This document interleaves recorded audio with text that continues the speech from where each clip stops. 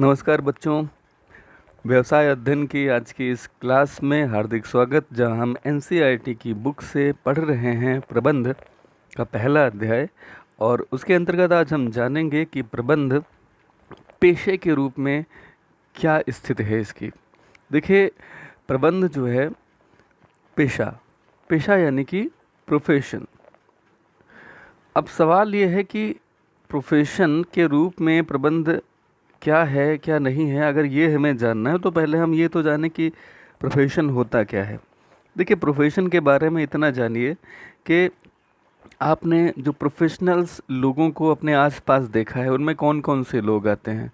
उसमें आते हैं डॉक्टर्स, उसमें आते हैं एडवोकेट्स, है ना, यानी कि लॉयर्स कह सकते हो आप। उसमें आते हैं प्रोफेशनल, जैसे बोलते हैं ना कि he is a professional player, तो प्रोफेशनल खिलाड़ी आते हैं, चार्टर्ड अकाउंटेंट आते हैं, इसके अलावा टीचर्स आते हैं, तमाम और तरह के काम करने वाले लोग जिनमें सिंगर्स, एक्टर्स, म्यूजिक डायरेक्टर वगैरह वगैरह ये सब आते हैं। तो ये जो सारे लोग हैं इनके साथ एक चीज़ कॉमन है, और वह है कि कुछ खास करने की विशिष्ट योग्यता, कुछ खास करने की विशिष्ट योग्यता जो कि आर्ट कही जाती है। जैसे सिंगिंग एक आर्ट है, तो वो व्यक्ति सिंगिंग अगर जानता है तो वह सिंगर हुआ।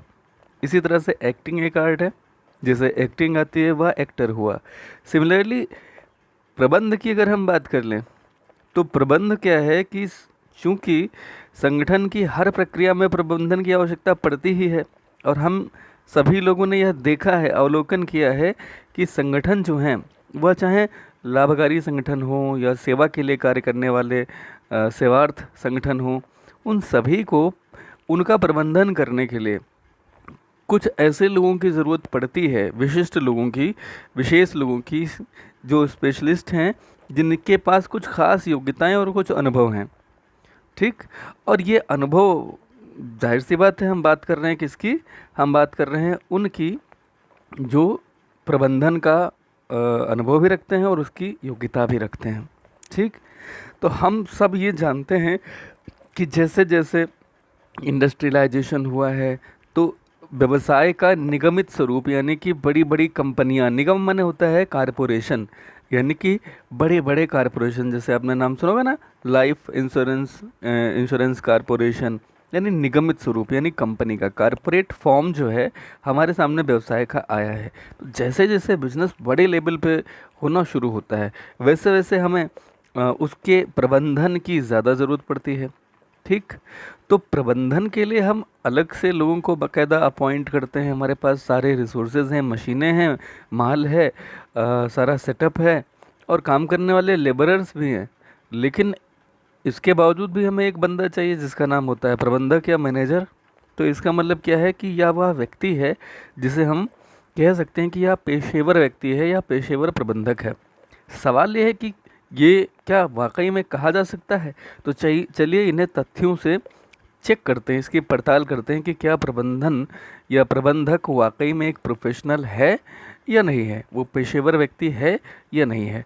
तो सबसे पहले हम जानेंगे कि जो पेशा होता है उसकी विशेषताएं क्या होती हैं। सबसे पहली विशेषता होती है कि किसी भी पेशे में आप हैं या नहीं, ये जानना अगर आपको है तो आप ये जानें कि पेशा जो होता है कोई भी हो, उसमें जो भी कार्य किया जाता है आपको पता होना चाहिए कि वह कार्य अपने आप में अनूठा, भली भांति वेल डिफाइंड कार्य होना चाहिए। देखिए क्या लिखा है, भली भांति परिभाषित ज्ञान का समूह, well defined, well defined body of knowledge. ठीक। यानी कि सारे पेशे जो होते हैं उन्हें भली भांति हर तरह से डिफाइन किया गया होता है।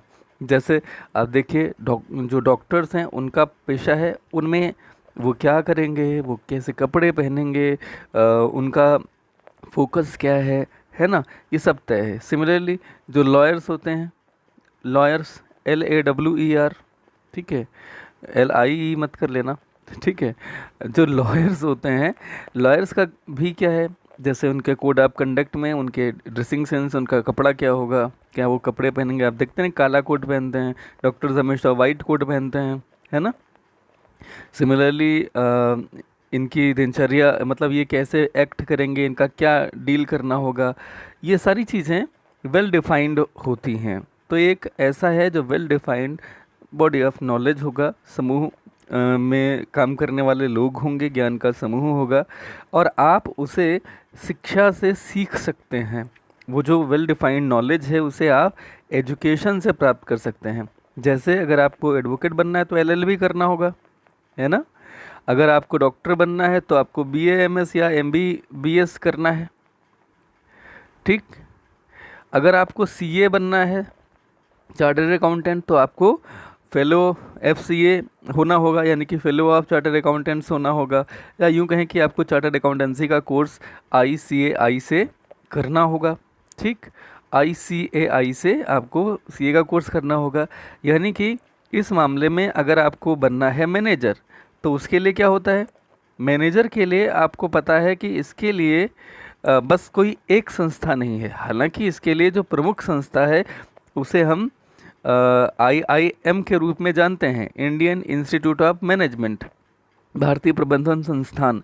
लेकिन सिर्फ भारतीय प्रबंधन संस्थान ही मैनेजर का कोर्स नहीं कराता, मैनेजमेंट का कोर्स नहीं कराता। इसका कोर्स कराने वाली बहुत सारी प्रोफेशनल इंस्टीट्यूट्स हैं, बहुत सारी यूनिवर्सिटीज़ हैं, बहुत सारे कॉलेजेस हैं जो आपको कराते हैं। तो अल्टीमेटली आप शिक्षा से इसे भी अर्जित कर सकते हैं, है ना। आगे बढ़ते हैं। तो इस तरह से आपने देखा कि जो प्रोफेशन यानी कि जो पेशा है उसका जो पहला जो लक्षण है, जो पहली विशेषता है कि यह भली भांति परिभाषित ज्ञान का समूह होगा। तो प्रबंधन भी इस पे खरा उतर रहा है। अवरोधित प्रवेश, अवरोधित माने होता है क्लोज्ड, अवरोध माने होता है गति अवरोधक यानी कि रोकने वाला, प्रवेश एंट्री यानी कि क्लोज्ड एंट्री है, यहाँ कोई भी प्रवेश नहीं ले सकता। अगर आपको चार्टर्ड अकाउंटेंट बनना है तो आईसीआई से कोर्स कीजिए, डॉक्टर बनना है तो एमबीबीएस का कोर्स कीजिए, है ना। तो आपको उसमें प्रवेश लेना होगा। प्रवेश लेने के लिए आपको कोई परीक्षा या कोई जो एजुकेशनल सर्टिफिकेट है वह हासिल करना पड़ेगा। तो कोई भी व्यक्ति उस प्रोफेशन में एंट्री नहीं ले सकता। वो ले सकता है अगर उसने वह योग्यता हासिल कर ली है, ठीक है। लेकिन अगर हम बात कर लें प्रबंधन की, तो प्रबंधन में क्या होता है कि ये अनिवार्य शर्त नहीं है जैसे कि बाकी में है। जैसे डॉक्टर बनना है तो एमबीबीएस या बीएएमएस करना ही होगा, ठीक है।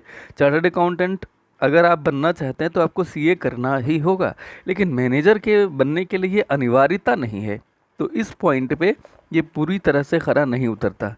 चलिए पेशागत परिषद की बात कर ले। प्रोफेशनल बॉडी इनकी एक होगी या प्रोफेशनल काउंसिल इनकी एक होगी। आप सभी लोगों ने सुना होगा कि जो इनकी एक प्रोफेशनल एफिलिएटिंग बॉडी लाइक या रिकॉग्नाइजिंग बॉडी जिसे हम बोलते हैं जो होती है, जो इन्हें अफिलिएटिंग बॉडी कह सकते हैं, जो इन्हें अफिलिएशन देती है। जैसे कि अभी फिर से मैं चर्चा कर रहा हूँ, वकील होते हैं, इनकी बार काउंसिल होती है। वकीलों की क्या है, बार काउंसिल होती है, ठीक है। डॉक्टर्स होते हैं, इनका एक संस्थान है जिसे हम बोलते हैं Indian association of medical sorry IAMA।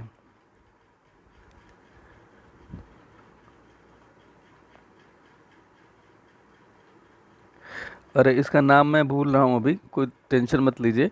आईमा बोलते हैं इसको, इंडियन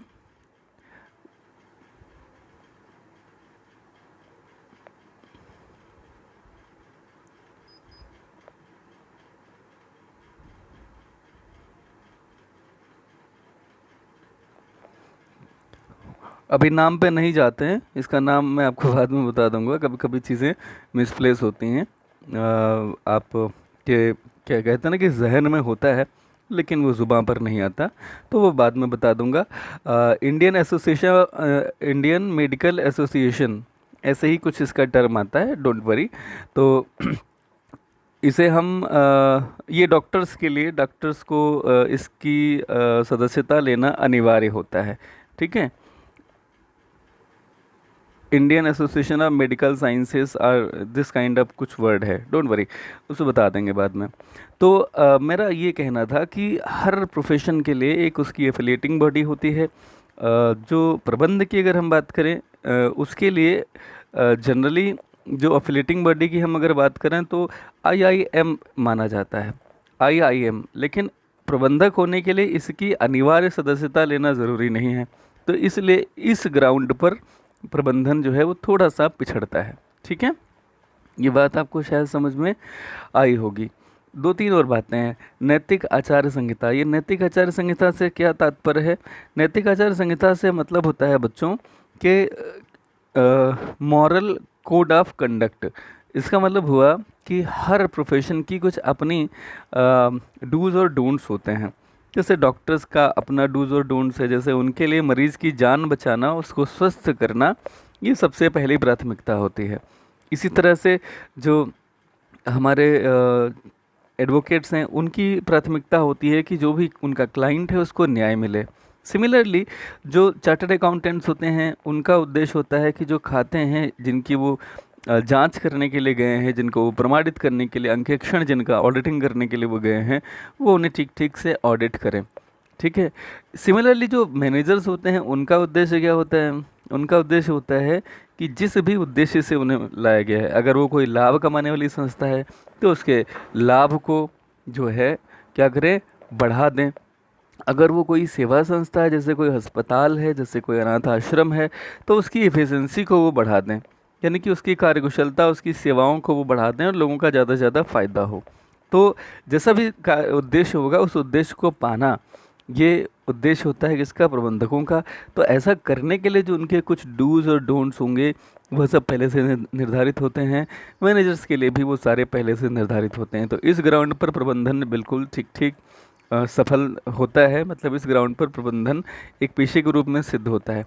सारे पेशों की, सारे प्रोफेशंस की एक सबसे बड़ी खासियत है बच्चों, और वह है कि ये सेवा के उद्देश्य से किए जाते हैं।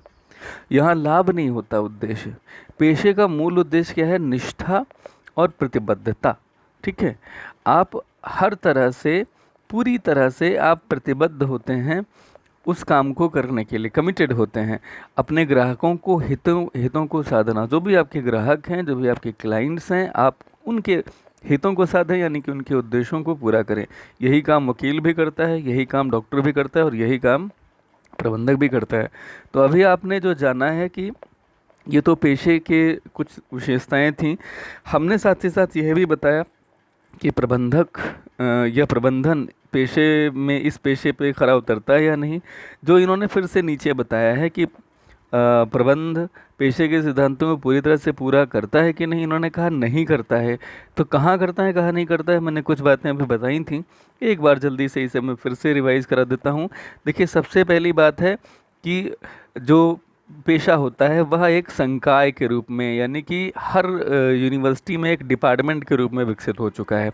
जैसे लॉ डिपार्टमेंट हर यूनिवर्सिटी में पाया जाता है वकीलों के लिए, या जो एलएलबी एलएलएम करने वाले विद्यार्थी हैं उनके लिए।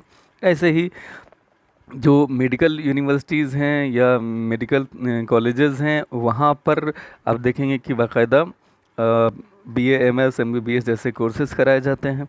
तो बाकायदा ज्ञान के एक विशेष अध्ययन, जिसे आपने पहली विशेषता में पढ़ा था ना, systematised body of knowledge, it means कि ज्ञान का एक समूह, विकसित समूह। तो प्रबंधन भी आज के समय में ज्ञान का एक समूह के तौर पे विकसित हो चुका है। आप देखिए, बाकायदा इसके लिए यूनिवर्सिटीज़ में डिपार्टमेंट हैं, मैनेजमेंट डिपार्टमेंट हैं, और तमाम तो ऐसे पेशेवर संस्थान ही हैं जो एक्सक्लूसिवली प्रबंधन के लिए ही खोले गए हैं। ठीक है, जिसे इसमें सबसे प्रमुख आता है आईआईएम। तो इस विशेषता पर ये एकदम खरा उतरता है। दूसरी जो बात आती है कि किसी भी व्यावसायिक इकाई में किसी भी व्यक्ति को प्रबंधक मनोनीत अथवा नियुक्त किया जा सकता है। इसके लिए कोई शैक्षणिक योग्यता हो, ऐसी अपेक्षा तो की जाती है। आप जानते हैं कि जिन्होंने प्रोफेशनल कोर्स एमबीए किया हुआ है, ऐसे लोगों की ज़्यादा डिमांड होती है, ऐसे लोगों को प्रेफरेंस दिया जाता है। लेकिन फिर भी यह दिखता है कि जिस तरह से डॉक्टर होने के लिए डॉक्टर की एक वैध डिग्री चाहिए ही चाहिए, वकील होने के लिए आपको वकालत का एक प्रमाण पत्र होना ही चाहिए आपके पास, लेकिन प्रबंधक होने के लिए ऐसी कोई अनिवार्यता नहीं कि आपके पास डिग्री हो ही। तमाम ऐसे प्रबंधक आपको मिल जाएंगे जिनके पास कोई ऐसी डिग्री नहीं है। तो इस मामले पर प्रबंधन जो है वो पिछड़ जाता है। ओके, कि यहाँ अनिवार्य डिग्री नहीं है। इसी तरह से जो बात आ रही थी कि कोई एक काउंसिल, कोई एक संस्था होनी चाहिए एफिलिएटिंग बॉडी के तौर पे, जो इनका एक कोड ऑफ कंडक्ट बनाए, जो इनकी एक moral code of conduct set करे। तो भारत में IIM है, जिसे हम ऑल इंडिया मैनेजमेंट एसोसिएशन बोलते हैं, ठीक है। लेकिन इसके बावजूद